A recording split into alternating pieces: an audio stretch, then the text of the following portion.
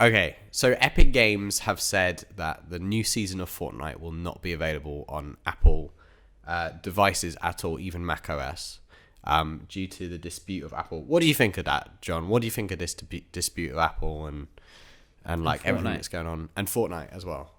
I hate Fortnite. You're not a Fortnite fan? Hate Fortnite. Hate Why? everything it stands for. Why do you hate Fortnite? So you pro Apple?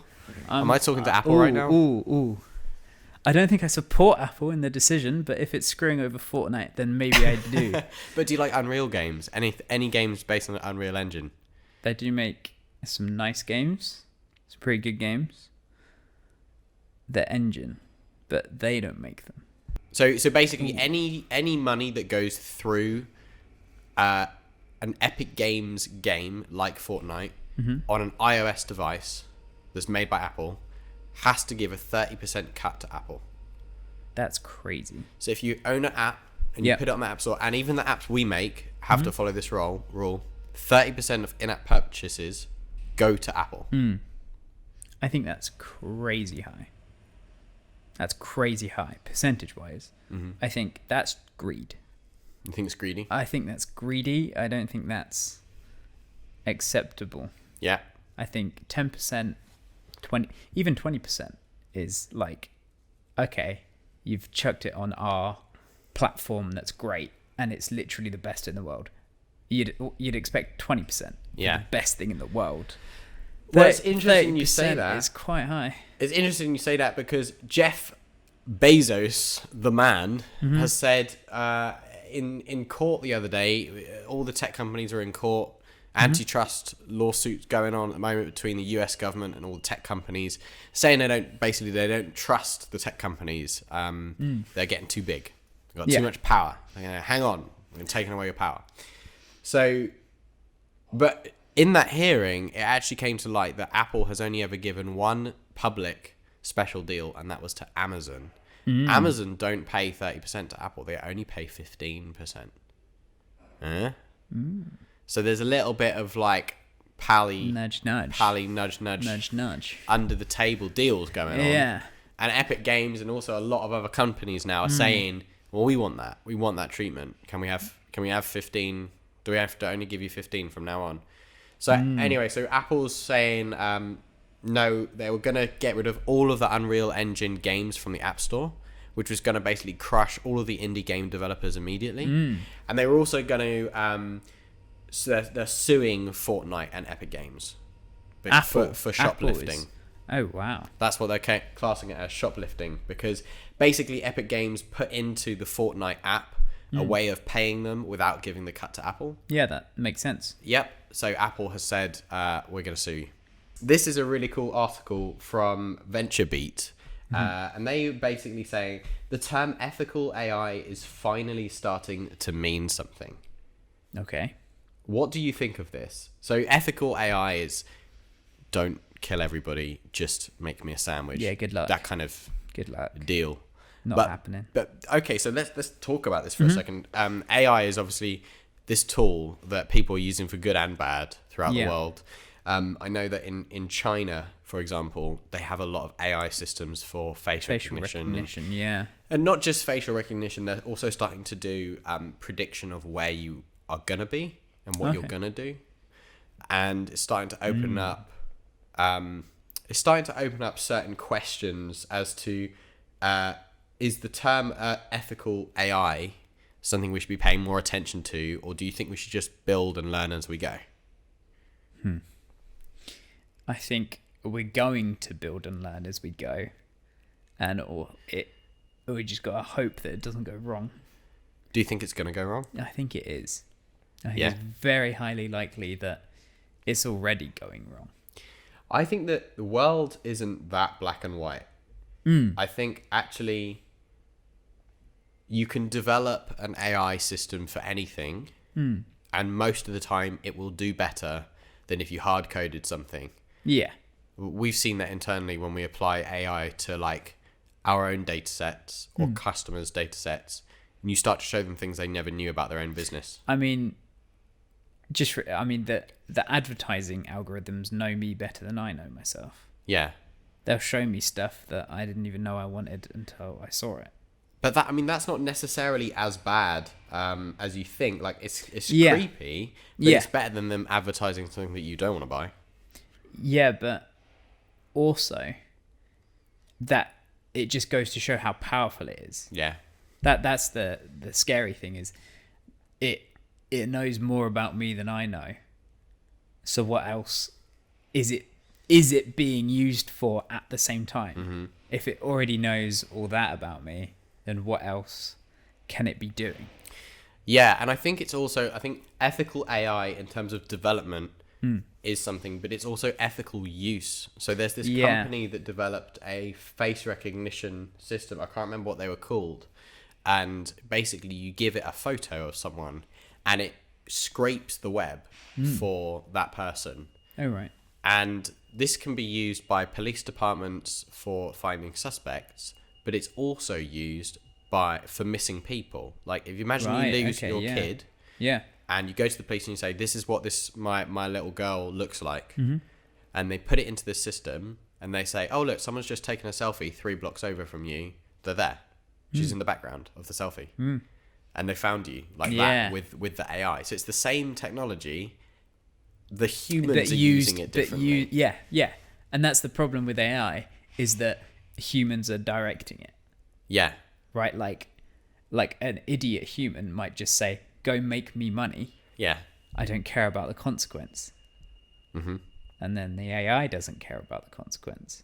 So, Top Gun loses dogfight with AI computer. Basically, John, Yeah. a fighter pilot Got outgunned. got outgunned by Not surprised in the slightest. Mr. AI. Yeah. This is something that military's been working on for a long, long time. We're talking about AI that can fly. And that's fine. I mean, even if you look at like consumer toys now, they have AI inside them, like DJI drones and things like that. They can fly themselves fine because they've learned to do that. But now we're talking about AI that can fly fighter jets with guns mounted to them and make kill decisions. I want to know more about the dogfight itself. Right. Okay. So for me, it could be, for example, that if an AI had all of the limitations that a human has, then it wouldn't win. Right? So a human can only experience so much G-force. Are they flying the same aeroplane with the same limitations? Or is it that the AI can take more G-force because there isn't a human in it? But that's the point, is that the AI doesn't have limits. And that's the scary thing, is that when you know that if you are going to, say you're in a room and you have to kill the other person, and you both have knives, you're going to push them over, knock them off balance. You're going to try and trap them in a corner. And there's almost a reassurance that that other person is human too, and that you can exploit those human downfalls. Flaws. But if it's just you versus a flying knife. It's exactly like it's the same. If you imagine you're flying in your jet, John the fighter pilot is flying along, and suddenly this AI powered fighter jet it starts firing at you. Do you even bother to engage, or you're just like, I'm dead? Yeah, I mean, at that point, you're pretty screwed either way, because you can't outgun it. You have to And you probably outsmart it can't by doing outrun something human. Yeah. So all these years we've been teaching fighter pilots to act as robots, have super quick reaction times, to do everything absolutely perfectly in formation, and now we're basically have designed a system that can do that instantly. And in order to fight that, we have to now undo all of that and be really erratic and because really it'd human. still kill you. It would still. It'd Okay. still kill, All right, like fine. there's no beating the AI. Yeah. That it's got to this level where it can outgun the best pilot, so it's not going to be not able to outgun the worst pilot. Yeah. Okay, so they both were flying F-16 jets, fighter jets. These are the new jets that have been billions have been spent on them. Yeah. I think they're made by Lockheed Martin. And so they're in simulated F-16 fighter jets, and the AI developed by Heron Systems defeated an experienced pilot of that aircraft In each of 5 rounds, the human didn't lose once. The human lost 5 times. The human lost 5 times to the AI. Yeah. I think this is the way it's going to go. They're saying this is the first of many steps before it's actually flying a real F-16. Sure, there's plenty of kinks. But surely when weapons get this advanced, there's not really much point having weapons anymore. Well, you say that, but, I mean, we still want nukes. We always want bigger sticks. Want bigger sticks, see. Elon Musk promises demo of a working Neuralink device on Friday. That's today, John. That is today. I mean, look at it. It just looks like a hearing aid. Yeah, but it's like Yeah. Yeah. Yeah, so basically they cut your head open and with a laser, they put metal rods into your brain. Yeah. And then they feed those to a little wireless patch that goes behind your ear, and then you get given this hearing aid thing that magnetically attaches through the skin, so you can always disconnect. Yeah. And then that provides power as well as connecting to your smartphone, which provides compute power. Yeah. So there's a live webcast at 3 p.m. Pacific time where they're going to demonstrate a working demo. And what's this demoing, right? So like, what advantage does this give you? I'd like to be able to block out lorry sounds from my entire brain. I just can't hear lorry sounds anymore unless I'm crossing a street. The Neuralink system has there's like reality and then there's where it could be. Yes. And reality is that it's probably going to help people with things like motor neuron disease, memory loss, things like that. That's the initial thing. It's also going to help restore people's ability to walk. Think about it. You can connect a receiver to your legs. Yeah. You can bypass the whole spine. You can bypass spine. Wow. So you could give somebody the ability to walk and feel. That would be crazy. The way Elon Musk describes it is the ability to read and write to the brain. Now the reading part is like, so you can take any sensory input that the body produces. So that's touch, sight, hear, smell, taste, and send that to the smartphone. Yeah. Which is scary enough. Yeah. And you can do things like back up your memory. If you imagine you're losing a memory, you could back up your memory on a device or in the cloud. Yeah. And then you could watch it back like you were watching a film.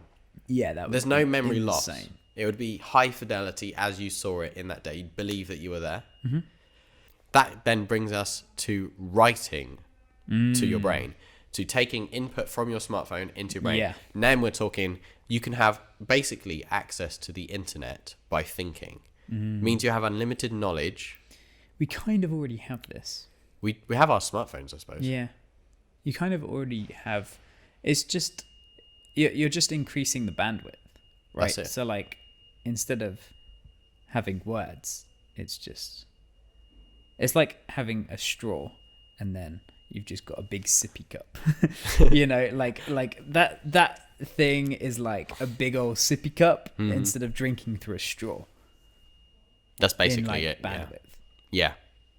You're increasing the amount of information your brain can process by widening the door of, rather than just your eyes and ears processing input, it's just direct to your brain. Yeah.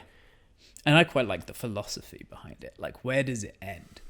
What about AWS distributed brain power? You know, like how we upload code to Go on, then you the start cloud? getting ads. Yeah. You start getting ads. Yeah, you start getting ads that you have to watch because they're in your brain. Yeah. But what about like, say you have all of these people's brains, which are really powerful computers, connected as a mesh.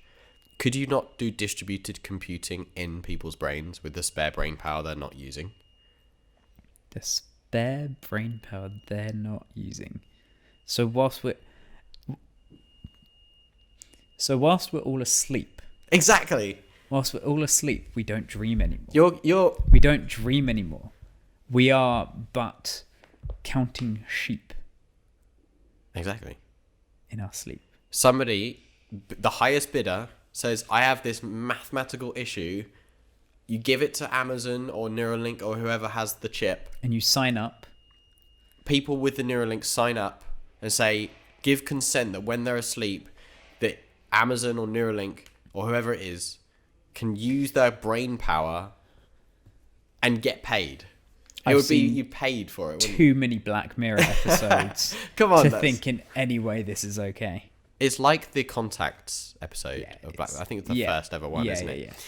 And it's like, Yeah. it is basically that. So anyway, that's happening today. Terrifying. I love it. A little. It's a little terrifying. Let's have a look what else we got going on in tech space today. A OnePlus watch has been in development for the last year, says an ex-employee. Would you buy a OnePlus smartwatch? No. Oh, why? Don't need one. You're not a watch guy, really, are you? I am a watch guy. My watch has been broken the entirety of COVID, and I want it fixed. But it's to tell me the time. What do watches have to do? I have a phone that tells me the time. See, I'm a smartwatch guy. I'm a new smartwatch guy. I didn't wear one for a few years. What can it do that my phone can't? For me, it stops me looking at my phone. That's not a valid excuse. Well, think That's about it for a not second. a valid The excuse. only reason I like smartwatches, and yes, I don't use any of the health tracking. I sometimes check my heart rate, but only because of mild interest, no real concern there at all. But the one thing I love about having a smartwatch is I know which notifications I actually want to answer. They actually decided to scrap it. Yeah. They decided to scrap the watch. That's a smart move. So they were going to put in like a mediocre processor, but Android Authority have said that if they could put something like a more powerful processor in the watch, then it could potentially serve as a sort of minimalist replacement for your phone. Yeah. Like if you're out running and you didn't want to have your phone in your pocket or something. Yeah, that's more reasonable. You just stick a SIM in there and you can just have Spotify or something. So if it could, literally Spotify. If it could be my Spotify replacement, maybe. LG unveils a battery-powered face mask. No. Okay, all right. So this is from TechSpot. But why? And a battery-powered face mask. The subtitle is literally an air purifier strapped to your face. Nice. So what LG have done is they've got on the face mask bandwagon. Yeah, woohoo! It's over. G-wagon. This is why it matters. Apparently, mask wearing has become a necessity during a global pandemic. LG thinks it can do better with a literal air purifier strapped to your face. While the built-in filters could do a decent amount of filtering, it's unknown how effective it actually is. So they've provided no information on how actually pure the air is getting to your face. Wouldn't it get really hot to have the battery? Yeah. Like, imagine having your phone battery strapped to your face. We've seen some pretty bad phone batteries in the past. Do I want one strapped to my face? Samsung, please don't make a face I mask. really don't think this is the best idea going, to be honest. The NHS is going to have a hospital just for face mask injuries. Okay. We're going to get Two-Face. The primary issue is that in the US, Centers for Disease Control, it actually recommends against using masks with exhalation vents. Okay, so basically, masks are really all they do is stop things going out. No, in. No, out. No, yeah, we want that. But a lot of masks on the market, they actually they stop particles coming into your lungs and breathing out they don't care about. So what's happened is everyone's just gone out buying face masks and they haven't actually looked at what they do. Yeah. So there's this mask included, gives you pure air, but it doesn't put out pure air. But the point of wearing a mask is to stop spreading. Yes. A mask is not going to stop you getting COVID. It's going to stop other people getting COVID. So if everyone has a mask, nobody gets COVID. That's the idea. Yeah. LG have ignored this issue. It actually doesn't have vents when you exhale. So it actually is just don't. I wouldn't have said that this is a product I personally would buy. And LG doesn't actually claim to be able to block COVID-19. Yes, because why would you? Yeah. I mean, look at this. Look at that. Would you wear that on your face? See, that looks like a game I used to play called The Division, where something quite similar happened. There It's literally like this. Yeah. This guy is wearing his mask. See, we saw us gamers saw COVID-19 coming miles off. Tom Clancy, The Division. Yeah, it was a great game for the first 30 levels, and then they didn't add anything else to it. Would you like to see our emails? Take our emails. Give me your emails. Give me your email. Why? It wants your email. Oh. This is my most hated thing about web design. Oh my god. Is that I know exactly why and how. Yeah. And like they Full screen cookie consent. just don't do it, man. Can we just talk about this for a second, actually? Cookie consent, cookie and GDPR consent. People are doing it wrong, in my opinion. Utterly wrong. Like, I'm just a humble web designer in that department, but cookie consent, like right now, I've got an ad blocker alert that's preventing me from using their website. Yep. For me, as a new visitor to somebody's website, if you don't want me to use ad block, you've got to give me some value as to turn off that feature. Yeah. Because I hate ads. So give me something for free before I turn off my ad block, because I'm actually going to just go and find a new news source. This is the new phone from Microsoft. Oh, is this the one that folds? What do you think of this? Why? Right. I just don't need it. This is the first Android phone made by Microsoft. Oh wow. Wow. So it runs Android. Yeah. It's beautiful. I think it's beautiful. It's got a lot of interesting things going on. So it's got full Office support. So any Microsoft software will run on the Android device. It doesn't. It just doesn't need it. I don't actually know who uses anything that Microsoft makes. I think this is actually a bit of an excuse for Microsoft to make an Android device and get into the smartphone game. Yeah. I think it's mad. I think Microsoft just they still make money because all of the boomers hear Microsoft and go, "Oh, that's a word processor. I need it." And there's so many free alternatives now that Zoomers and Gen Z just know that you can just type on a notepad or, use Google Drive, the 3 thing that everybody uses and is connected to the internet and you can have everywhere on your smartphone already. But what's interesting is that when Microsoft acquired Nokia and they made the Windows Phone, you couldn't have Google Drive on your phone because it was Windows. And they didn't want you to have that. They wanted you to stay in the Microsoft ecosystem, so everybody didn't buy a Windows Phone. Crazy. But now Microsoft are essentially saying, we just want to make the device and we're going to put some bloatware on there. Yep. But you can get rid of that and you can use Google if you want. And so this is a collaboration between Microsoft and Google because it's an Android OS. The OS has got a Microsoft skin on it. But what I like about this is that it's the first smartphone with a 360-degree screen hinge, which means you can have it as a mini laptop. You could stand it up on the table and use the bottom screen as a keyboard and the top screen as a. But that's just not how you would use it, though, right? Like I can't see a need. I can't see the need. Right, like.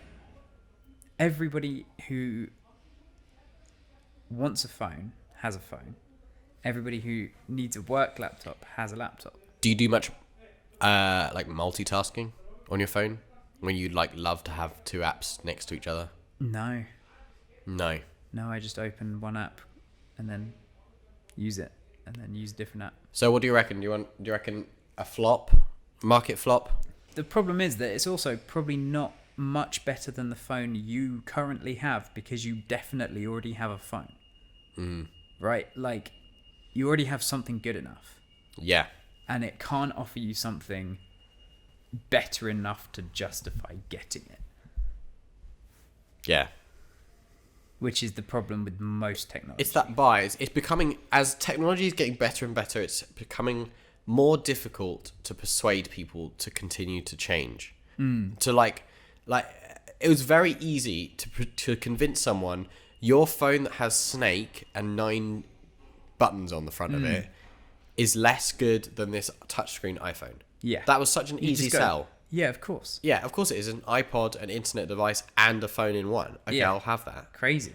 And then over the next few years, it's like, well, now it's got a better camera, now it's got a better processor. But now in 2020, It's just we gone. kind of hit those limits We've of got like, they've an all even got good We've cameras. got an even better camera. It's like, but why? Like, Yeah. mine's good enough. Right, let's stick on this foldable phone trend. Malarkey. Malarkey. is what it is. Samsung, Oh, they as did it Apple in the says, screen, didn't they? they say Tim Cook in the lawsuit thing that was going on in the US Congress hearing, he said instead of Samsung, he was going Samsung. Samsung. So Samsung plans a budget foldable phone. Is this the breakthrough? And look, it folds the other way. So it's like down. It's like a flip phone. So it's like what everybody was doing to their iPhone when it had the really It wasn't designed the really Yeah. like weak arch. Yeah, it's quote unquote innovation because they have nothing left to innovate. Yeah. I think we need to move away from the phone now. I think it's time. I think people need to start thinking about other ways of compute. All right, that's our last story for today. Thank you for listening, and we'll catch you next week. Still listening?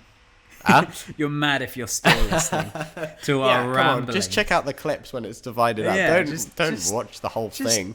Just like be a normal human and just watch every YouTube video in sequence Exactly. of all of the clips. Get rid of all the talking in And between then- and the and door then- slamming. Yeah. And then you're much better off. That's it. Yeah. All right, cool.